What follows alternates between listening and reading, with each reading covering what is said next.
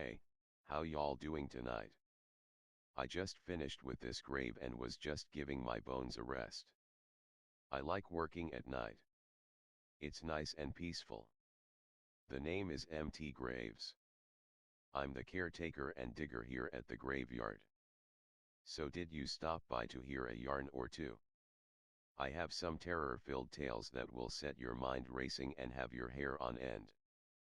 Well, find you a spot and get comfortable and I'll tell you a story that will keep you up at night, staring into the darkness wondering if you will be next. I just want to be like everybody else. Is that too much to ask? The little boy sat with tears in his eyes. The little boy broke down. He covered his burnt face with his scarred burnt hands and sobbed long and hard until his delicate and small body was heaving. A man in a dark suit stared at him for a long second. It's not often I feel this much sympathy or pity for my clients. But this little fellow truly was a victim of circumstances, he said. A random kitchen fire resulted in burns on his lovely little face, upper body, and both arms. The man got up out of his chair, walked around the table to the young visitor, slowly he kneeled down to his level. He looked at him, his snot and tears mixing together. You could see the man inwardly winced. The child said the accident happened a year ago. The scars are what his body will look like now. The kid spoke again, his voice was racked with tears and sobs. The kids at school, they either laugh at me or stay away from me. I scare everybody, I even scare myself. I can't look in the mirror. Please help me. He grabbed the man's arm. The man patted the scared bald spot on his head where hair would never grow again and smiled at him.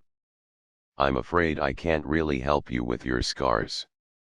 They are going to be there till the day you die, young man. I'm sorry, he said.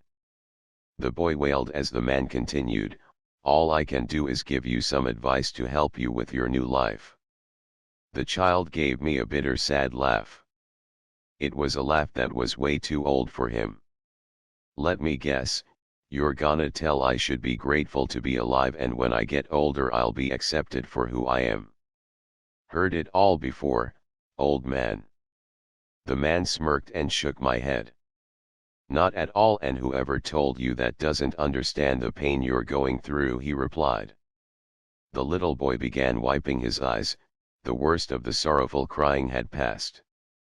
The man reached into his pocket and pulled out a lighter. You can never really be like the other children ever again. But maybe, the man smiled and gave him a wink. You can make them all a little bit like you. He held out his lighter to boy. The boy took it. Hope that didn't scare you too much. Just something to think about when you're in the dark, or when the power goes out.